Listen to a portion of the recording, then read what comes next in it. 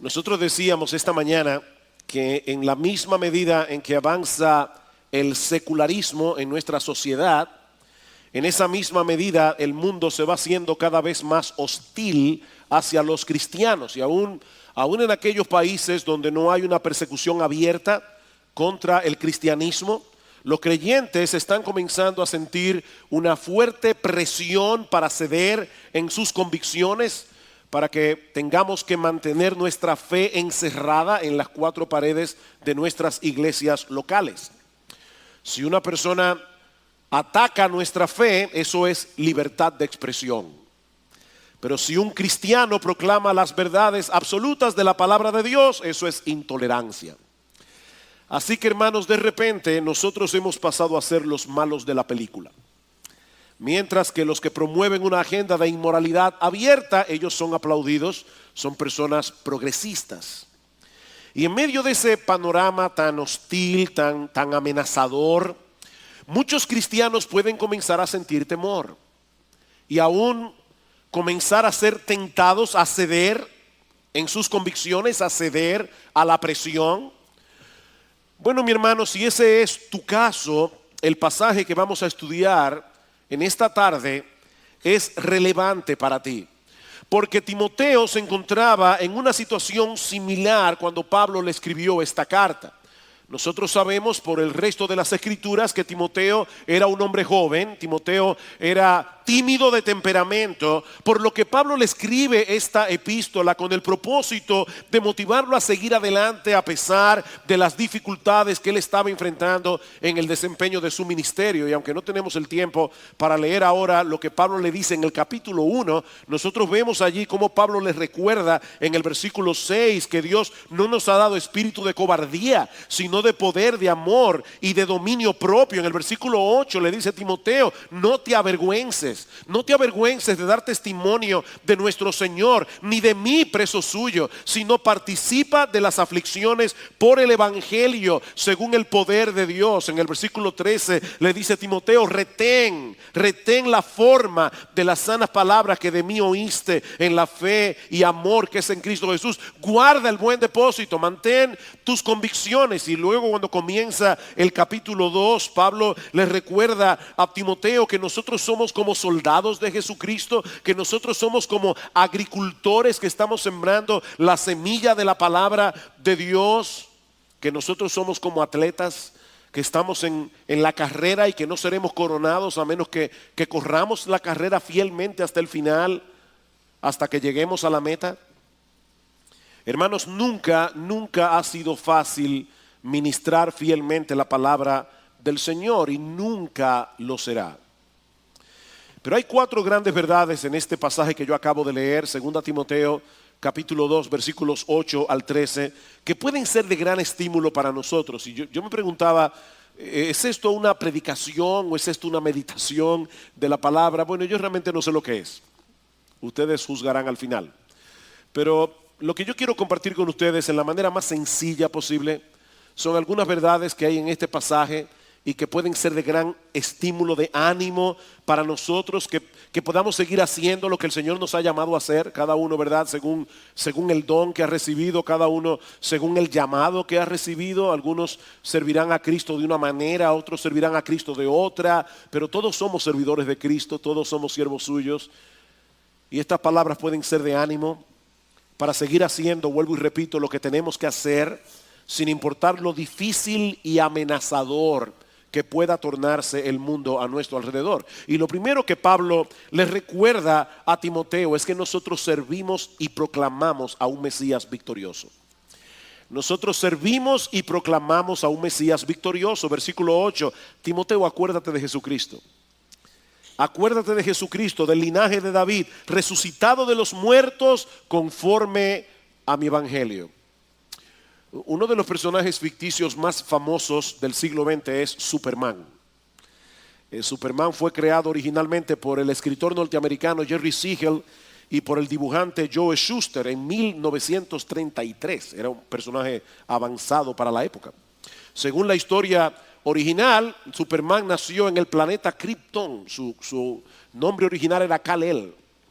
Pero sus padres lo enviaron a la tierra siendo apenas un niño antes de que su planeta fuera destruido. Y ya conocemos la historia, fue descubierto por una pareja de Kansas llamado Martha y Jonathan Kent, que lo adoptaron como hijo suyo. Superman, aparte de la capacidad que tenía para volar, tenía una super fuerza, tenía longevidad humana, una piel tan dura que prácticamente no podía ser atravesada por nada, el hombre de acero, una super velocidad, superpoderes de visión, incluyendo visión rayos X, calorífica, telescópica, microscópica e infrarroja, un super oído y un super aliento capaz de bajar la temperatura al punto de congelarse o crear vientos huracanados. Por supuesto, los que crearon este personaje no se molestan en explicar cómo es que un hombre de acero comienza siendo un niño y termina siendo un hombre, ni cómo puede procesar los alimentos. Porque todo el mundo sabe que Superman es un personaje ficticio. Pero cuando estudiamos el personaje de Jesús en la Biblia, nos topamos con algo completamente diferente. El Jesús que se revela en los evangelios es un personaje histórico que vivió en un tiempo y en una cultura específicas. Es la segunda persona de la Trinidad que se hizo hombre para salvarnos. Es un ser humano como tú y como yo, y a veces olvidamos eso. Jesús no era como Superman en su humanidad. Era un ser humano como tú y como yo, excepto que él nunca pecó. Jesús tenía como hombre las mismas limitaciones que nosotros tenemos. Él no podía volar, él no tenía un super oído ni un super aliento, ni tampoco una piel impenetrable como quedó claramente evidenciado en la cruz del Calvario. Su cuerpo humano estuvo sujeto a las mismas leyes de crecimiento que el tuyo y el mío, y él tuvo que sufrir las mismas cosas que nosotros tenemos que sufrir en este mundo caído. Y finalmente murió en una cruz por nuestros pecados. Y ahora Pablo quiere que Timoteo recuerde eso. Que Timoteo recuerde la realidad, y todos nosotros también, de que servimos a un Salvador que se hizo débil para salvarnos. Nosotros servimos a un Salvador que se dejó derrotar para vencer al enemigo de nuestras almas. Timoteo, acuérdate de Jesucristo resucitado de los muertos. Él tuvo que morir. Él tuvo que dejarse vencer para luego levantarse de la tumba al tercer día. Y ese acto de resurrección de nuestro Señor no solamente fue una victoria aplastante sobre los poderes del mal, eso fue una declaración pública de que Él era realmente Dios encarnado. Pablo dice en Romanos capítulo 1 versículo 4 que Jesús fue declarado con poder Hijo de Dios según el Espíritu de santidad por la resurrección de los muertos. Fue la resurrección lo que probó que Él era quien Él decía ser. 100% divino, 100% humano. Hijo de Dios y, como dice Pablo aquí, descendiente de David. Al mismo tiempo, mis hermanos, todo lo que Jesús padeció a lo largo de su ministerio terrenal, lo padeció como hombre. Por favor, nunca olviden eso. Nunca olviden eso. Jesús sufrió lo que tú hubieras sufrido de haber estado en su lugar. Él lo sufrió como hombre, no como Dios. Y precisamente por eso Él puede identificarse con nuestros sufrimientos. Él puede identificarse con nuestras tentaciones. Eso es lo que dice el autor de la carta a los Hebreos. En Hebreos capítulo 4, versículo 15, nosotros tenemos un sumo sacerdote en los cielos que nos entiende, que puede compadecerse de nosotros porque Él experimentó la vida humana desde adentro, excepto que Él nunca pecó. Recuerda, Timoteo, que el Señor Jesucristo comprende tus dificultades, el Señor comprende tus luchas, pero recuerda también que Él es un rey victorioso que obtiene su victoria en debilidad, muriendo en una cruz. Nosotros nos vemos a veces tan débiles, ¿verdad?, frente al mundo. Ellos parecen tan fuertes. Ellos tienen los medios de comunicación a su alcance. Ellos tienen el poder político. Nosotros tenemos el evangelio. Nosotros seguimos a un Salvador que venció perdiendo. Nosotros seguimos a un Salvador que vence en debilidad. Y vamos a hacer la obra de ese Salvador. Vamos a poder proclamar el evangelio de ese Salvador exactamente en las mismas circunstancias. Pocos pasajes de las Escrituras presentan esta verdad en una forma tan memorable como el capítulo 5 del libro de Apocalipsis. Yo le pido por favor que vayan conmigo a Apocalipsis capítulo 5. Ese es uno de mis pasajes favoritos en las Escrituras. Ustedes recuerdan cómo el apóstol Juan está llorando porque no se encuentra nadie que pueda abrir el libro, y ese libro no es más que el desarrollo de los decretos de Dios en la historia, y Juan está pensando cómo vamos a poder vencer si no hay quien abra, quite los sellos de ese libro para que los decretos de Dios en la historia se puedan desarrollar y finalmente los hijos de Dios lleguen a la victoria final. Y alguien le dice a Juan: no llores, porque él estaba llorando mucho, dice en el versículo 4. No llores, he aquí que el león de la tribu de Judá, la raíz de David, ha vencido para abrir el libro y desatar sus 7 sellos. Y Juan mira para buscar a ese león de la tribu de Judá, pero dice que vio en medio del trono y de los 4 seres vivientes y en medio de los ancianos de pie un cordero como inmolado. Qué increíble, hermanos. El león de la tribu de Judá ha vencido, pero ha vencido como un cordero inmolado. Él ha vencido dejándose ganar. Él ha vencido siendo derrotado, aparentemente derrotado. Él ha vencido en debilidad. Y nosotros, mis hermanos, venceremos en debilidad. Nadie podrá parar la obra de Dios por más poder político, militar, por más medios de comunicación que tenga a su alcance. Una de las cosas que nosotros vemos en este pasaje es que Juan no solamente vio a un cordero como inmolado, él vio también a una multitud que nadie podía contar, y cantaban, versículo 9, un nuevo cántico diciendo: digno eres de tomar el libro y de abrir sus sellos, porque tú fuiste inmolado y con tu sangre, la sangre derramada en la cruz, nos has redimido para Dios de todo linaje y lengua y pueblo y nación. Él verá el fruto de la aflicción de su alma y quedará satisfecho. El Señor Jesucristo venció perdiendo.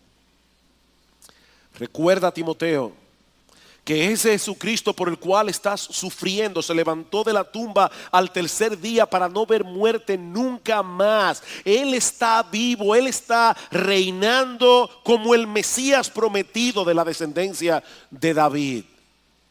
Y algún día nosotros también reinaremos con Él en un reino que nunca tendrá fin.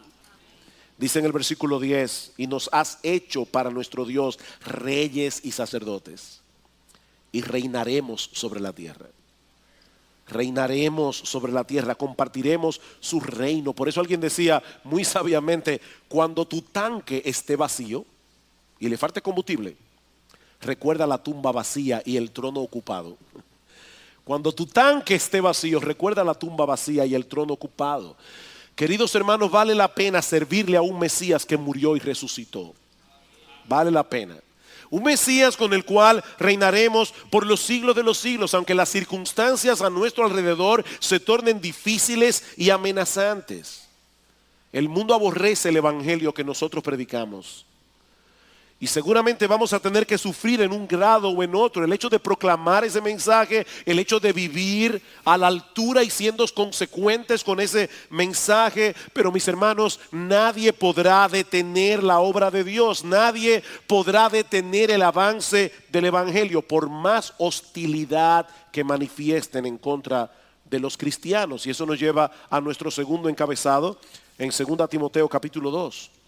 La segunda gran verdad que Pablo menciona aquí, versículo 9, en el cual sufro penalidades hasta prisiones a modo de malhechor, mas la palabra de Dios no está presa.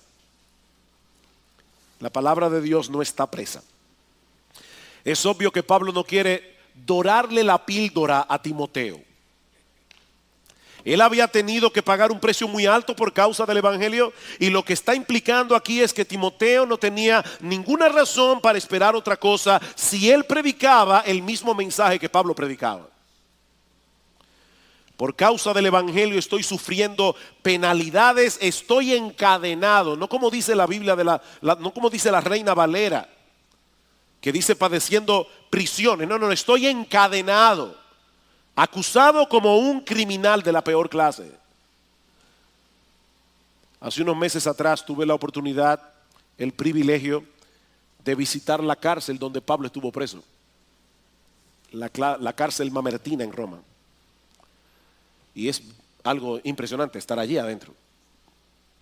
Ahí estaba Pablo, preso, en un lugar claustrofóbico, acusado de ser un malhechor. Y este es un término que se usaba en aquellos días para referirse a criminales muy violentos. Es la misma palabra que se usa en los evangelios para referirse a esos dos malhechores que fueron crucificados al lado del Señor Jesucristo. Así era como el mundo veía a Pablo, como el malo de la película. Pero en vez de compadecerse de sí mismo, Pablo se gozaba en el hecho de que Dios siguiera llevando a cabo su obra en el mundo a través de la palabra, sin importar lo que ocurriese con sus mensajeros. En otras palabras, lo que Pablo le está diciendo a Timoteo aquí es que ellos pueden encadenarnos a nosotros, pero no pueden encadenar la palabra. Ellos no pueden aprisionar la palabra, y esa es la segunda nota de aliento que Pablo incluye en este pasaje. El mundo puede perseguir a los cristianos, pero el mundo no puede detener el avance de la palabra de Dios. No puede. Timoteo, si alguna vez te toca sufrir lo mismo que a mí y eres encarcelado, como de hecho seguramente ocurrió, porque más adelante en la carta a los Hebreos dice que Timoteo había sido liberado de la prisión. Y Pablo le está diciendo: Timoteo, si alguna vez te toca ser encarcelado, no te tortures preguntándote ¿y qué sucederá ahora con el avance del evangelio? Timoteo, no hay ser humano en el mundo que tenga suficiente poder y que tenga suficiente autoridad como para poder encadenar la palabra de Dios. Eso es imposible. Cuando Pablo sufrió su primer encarcelamiento en Roma, Dios usó eso para impulsar el avance del evangelio. Dios es tan sabio, ¿verdad? Y a veces obra de manera tan extraña, porque uno diría: óyeme, si Pablo estuviera libre y de hecho tenía un aguijón en su carne, si Pablo fuera un hombre saludable y estuviera en libertad, probablemente pudiera hacer más cosas de las que está haciendo ahora. Pero es que la lógica de Dios y la nuestra no siempre coinciden. De hecho, casi nunca coinciden la lógica nuestra y la de Dios. Todos los inconversos que estaban al lado de Pablo no solo tuvieron que escuchar el mensaje de salvación, sino que pudieron darse cuenta de que el único crimen que Pablo había cometido era identificarse con Jesucristo. Y por eso, escribiendo la carta a los Filipenses, Pablo le dice: yo quiero que sepáis, hermanos, que las cosas que me han sucedido han redundado más bien para el progreso del evangelio. De tal manera que mis prisiones se han hecho patentes en Cristo en todo el pretorio y a todos los demás. En otras palabras, se ha hecho evidente para todos ellos que la única razón por la que estoy padeciendo esto es por causa de mi relación con Cristo. Ahora, ¿cómo Pablo hubiera podido tener la oportunidad de predicarle a esta gente de no haber sido preso? Dios se vale de todos los medios para alcanzar a los escogidos. Y vuelvo y repito, hermanos, Dios tiene formas tan extrañas de obrar. Pablo le había pedido al Señor: yo quiero ir a Roma, yo quiero ir a Roma. Y ya ustedes conocen el resto de la historia. El Señor responde más abundantemente de lo que pedimos o entendemos. Lo llevó 2 veces a Roma, preso. Ahora, si lo vemos de otra perspectiva, Dios mandó a Pablo a Roma gratis, en un barco del gobierno, y rodeado de soldados que lo protegían. Así que Dios respondió su oración más abundante. No era como él pensaba, pero Dios llevó a cabo su plan. Y por otra parte, el hecho de que Pablo estuviera preso provocó en los hermanos más valentía para predicar la palabra. Dice por otra parte, la mayoría de los hermanos, cobrando ánimo en el Señor, se atreven mucho más a hablar la palabra sin temor. El encarcelamiento de Pablo estaba animando a otros cristianos a predicar el evangelio sin importarle las consecuencias. Y no solo eso, hermanos, déjenme hacerles una pregunta. ¿De dónde escribió Pablo 2 Timoteo? Desde la cárcel en Roma. El hecho de haber estado encarcelado en 2 ocasiones le dio a Pablo el tiempo suficiente para escribir 5 de las cartas que nosotros tenemos en el Nuevo Testamento: Colosenses, Filipenses, Efesios, Filemón y 2 Timoteo. 5 cartas. Así que la palabra de Dios no está presa, aunque el mensajero lo esté. Mis hermanos, el Señor Jesucristo es Rey de Reyes, Él es Señor de Señores, y Él se encargará de que su evangelio sea proclamado en todo el mundo, porque Él lo prometió. La iglesia ha sido perseguida durante toda su historia, pero nunca nadie ha podido ni podrá detener el avance del evangelio, y mucho menos disminuir el poder que el evangelio tiene para salvación. Versículo 10: por tanto, todo lo soporto por amor a los escogidos, para que ellos también obtengan la salvación que es en Cristo Jesús, con gloria eterna. He aquí la tercera verdad, la tercera razón por la que debemos perseverar haciendo la obra del ministerio, sin importar el precio que tengamos que pagar por ello. Porque nuestro Dios ha decidido salvar a los escogidos por medio de la predicación del evangelio. Pablo creía en la doctrina de la elección divina. Él creía que Dios soberanamente, desde antes de la fundación del mundo, ha escogido a un grupo de personas, por una razón que no sabemos, para salvación. Escribiendo su carta a los Efesios, Pablo les dice que nosotros fuimos escogidos por Dios en Cristo desde antes de la fundación del mundo. Y hermanos, sea lo que sea que haya movido a Dios a escoger a unos y no a otros, es algo que se encuentra en Él, dice Pablo, no en nosotros. Fue por el puro afecto de su voluntad. Por eso hablamos de una elección incondicional. El Señor nos salvó y llamó con llamamiento santo, dice en 2 Timoteo 1:9, no conforme a nuestras obras, sino según el propósito suyo y la gracia que nos fue dada en Cristo Jesús antes de los tiempos de los siglos. Así que Pablo creía en la elección, pero Pablo creía también que Dios había determinado salvar a los que Él había escogido por medio de la locura de la predicación. Dios nos escogió para salvación, Dios escogió el medio a través del cual seremos salvados. Así que el razonamiento de Pablo era algo como este: allá afuera hay un grupo de hombres y mujeres que han sido elegidos para salvación, y solo se salvarán por medio de la predicación del evangelio. Por lo tanto, vale la pena padecer todos los inconvenientes que sean necesarios con tal de que ellos también obtengan la salvación que es en Cristo Jesús, con gloria eterna. Mis hermanos, el Señor no nos ha llamado a conocer lo que Él no nos ha revelado. Nosotros no podemos entender cómo es que Él es de un Dios soberano y cómo es que nosotros somos responsables, y al mismo tiempo nadie elegido se va a salvar si no es a través de la predicación del evangelio. Si tú no entiendes eso, bienvenido al club. Yo tampoco lo entiendo. Pero Dios no nos ha llamado a entender lo que Él no nos ha revelado. Él sí nos ha llamado a obedecer su mandamiento.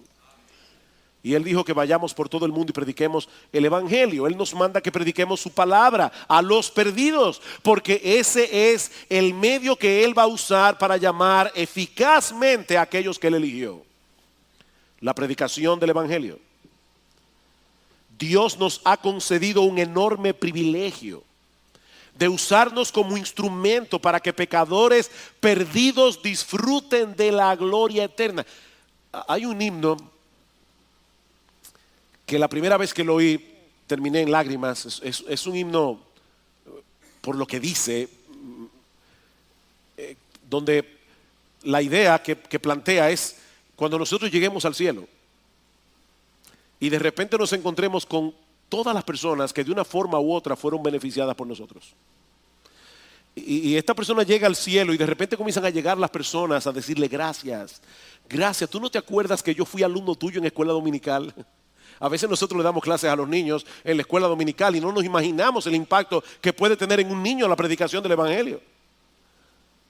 Hermano, ¿tú te imaginas que tú llegues al cielo y te encuentres con personas que estén allá arriba y vengan a ti diciéndote perdón? Yo fui una de las personas que se convirtió porque tú compartiste con él o con ella el evangelio. Tal vez es una persona que tú le hablaste una vez y no lo volviste a ver nunca más, ni siquiera te enteraste de que esa persona fue salvada, y te lo vas a encontrar en el cielo porque tú le predicaste el evangelio, porque tú lo invitaste a la iglesia, porque vino aquí, escuchó la palabra. Se salvarán por medio de la locura de la predicación. Pero hay una razón adicional en nuestro texto para seguir siendo fieles a nuestro llamado, aunque el mundo a nuestro alrededor se torne completamente hostil. ¿Saben cuál es? Que nuestro Dios es fiel a sus promesas, lo mismo que a sus advertencias. Versículo 11, palabra fiel es esta: si somos muertos con Él, también viviremos con Él. Si sufrimos, también reinaremos con Él. Si le negáremos, Él también nos negará. Si fuéramos infieles, Él permanece fiel. Él no puede negarse a sí mismo. Pablo está diciendo aquí: Timoteo, nuestro Dios es fiel a su palabra. Si Dios dejara de ser fiel a su palabra, Él estaría negándose a sí mismo. Dios está equiparando con su palabra. Lo que la Biblia dice, Dios lo dice. Y por lo tanto podemos estar seguros, dice Pablo, porque Él lo aseguró, porque Él lo prometió, que si somos muertos con Cristo, viviremos con Él. Si somos muertos con Cristo, viviremos con Él. Y yo no creo que Pablo esté hablando allí del martirio. Yo no creo que Pablo está diciendo: mira, si la persecución se torna tan violenta que tú llegas a morir por Cristo, no te preocupes, tú vas a reinar con Él, como si el requisito para reinar con Cristo fuera la muerte física. Yo no creo. Yo creo que Pablo está usando esa expresión aquí en el mismo sentido en que la usa en 1 Corintios capítulo 15, versículo 31, cuando Pablo dice que él muere cada día por causa del Señor. Y en 2 Corintios 4:10 dice que Él lleva en su cuerpo siempre, por todas partes, la muerte de Jesús, para que también la vida de Jesús se manifieste en nuestros cuerpos. ¿De qué está hablando Pablo aquí? Mis hermanos, el llamado del Señor Jesucristo a los suyos es un llamado a la muerte. Nunca olvides eso. Cuando Cristo te llamó a salvación, Él te llamó a morir. Él te llamó a la muerte del yo, Él te llamó a la muerte de tu propia seguridad, Él te llamó a la muerte de tu comodidad, porque es un llamado a seguirlo a Él. Todo el que realmente va camino al cielo debe transitar por el mismo camino que Cristo transitó. Y en el camino que el Señor Jesucristo trazó, primero está la cruz y después está la gloria. No trates de buscar un atajo, porque no lo hay. Primero la cruz y luego la gloria. Como dice John Stott, para poder participar de su reino en el más allá, debemos participar aquí de sus sufrimientos, soportándolos pacientemente. Qué bueno es saber que si morimos con Cristo vamos a reinar con Él. Si sufrimos con Cristo, vamos a vivir con Él. Pero Dios no solamente es fiel.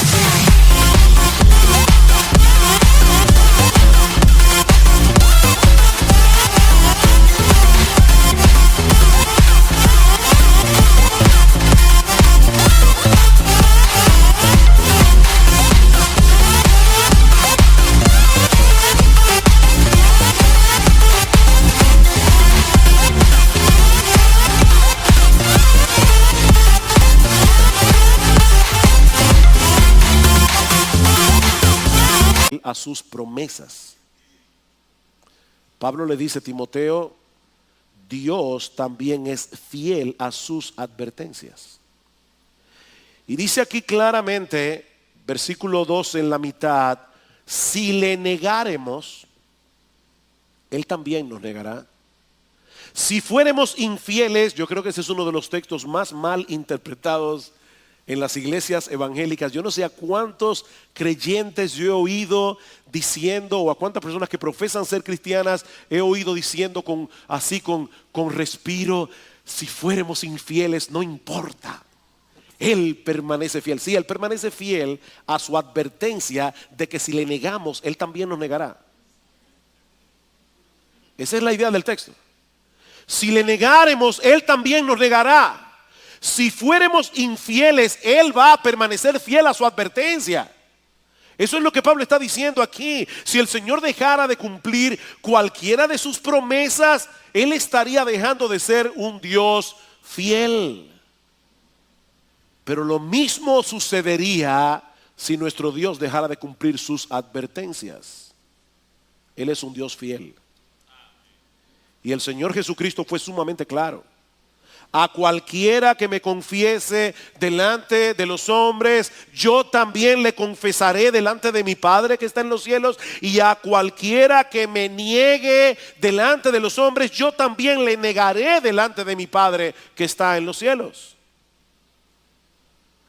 Por eso decíamos esta mañana, cuando la sociedad se polariza, ahí es que se ve realmente quiénes son los cristianos. Este no es el momento para entrar a hablar de la doctrina de la perseverancia final de los santos. Pero déjenme decirles algo, mis hermanos, hay una cosa bien clara en las Escrituras. La única forma de saber que nuestro Dios le ha dado a alguien el don de la fe es porque esa persona crea. La única manera en que nosotros podemos saber que Dios le ha dado a alguien el don del arrepentimiento es si esa persona se arrepiente. Bueno, la única manera en que nosotros podemos saber que Dios está preservando a alguien es porque está perseverando. Es la única manera. Si se aparta de manera definitiva de la fe que profesa, cuando las cosas se tornen difíciles, cuando el mundo se torne hostil, cuando comiencen a perseguir a los cristianos, cuando quieran forzarnos a negar las cosas en las que nosotros decimos haber creído, entonces eso será una señal inequívoca de que esa persona nunca fue creyente. Eso es lo que dice el Señor en Mateo capítulo 7, versículo 21. No todo el que me dice Señor, Señor entrará en el reino de los cielos, sino aquel que hace la voluntad de mi Padre que está en los cielos. Y Cristo dice, muchos me dirán en aquel día, Señor, Señor, y en tu nombre no echamos fuera demonios, y en tu nombre hicimos muchos milagros, y en tu nombre profetizamos, y entonces les declararé, nunca os conocí, apartaos de mí, hacedores de maldad. No son personas que perdieron la salvación, son personas que decían ser cristianos, pero nunca lo fueron. Salieron de nosotros, primera de Juan 2:19, salieron de nosotros porque no eran de nosotros. Porque si hubiesen sido de nosotros habrían permanecido con nosotros, pero salieron para que se manifestara que no todos son de nosotros.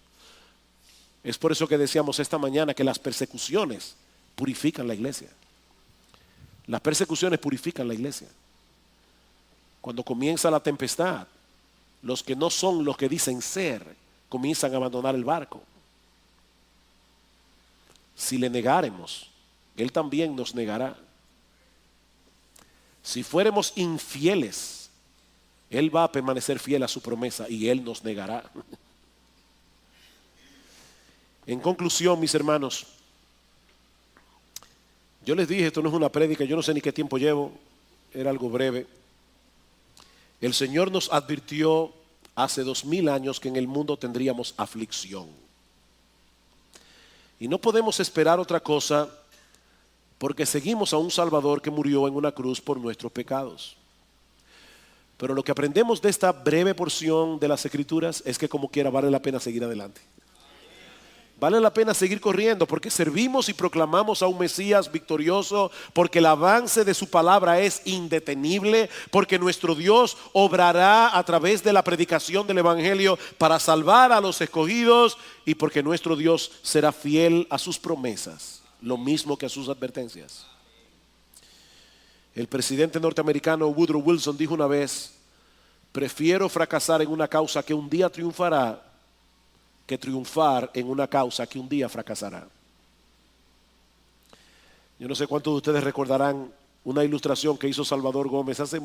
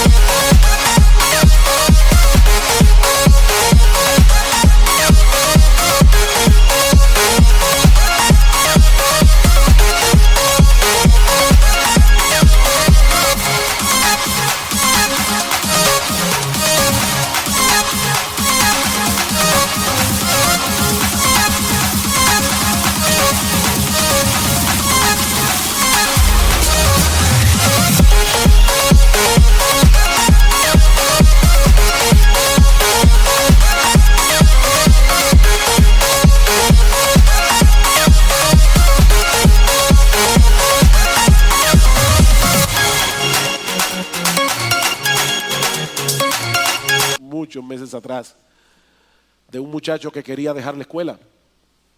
No le estaba yendo bien y el papá lo llamó y le dijo: hijo mío, solamente los que perseveran hasta el fin son los que logran sus metas. Miren el caso de Abraham Lincoln, tú lo recuerdas en el día de hoy porque él perseveró.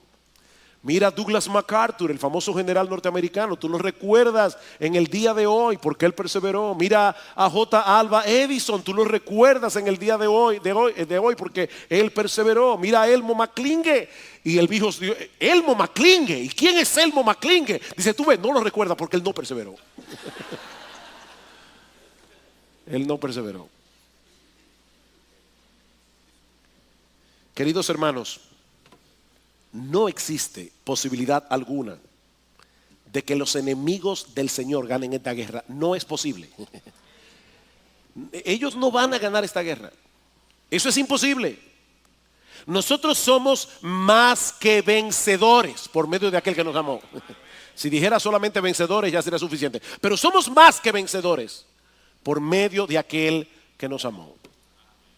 Y mi deseo en esta tarde es que el Señor reanime nuestras almas, a pesar de todo lo que vimos esta mañana, a pesar de todo lo que estamos leyendo en los periódicos, a pesar de las dificultades que podamos tener por delante, que nosotros podamos seguir haciendo la obra del ministerio, a pesar de los obstáculos que tengamos que enfrentar en los días venideros, para la gloria del santo nombre de nuestro Señor, para la salvación de miles de pecadores y para la edificación de su iglesia.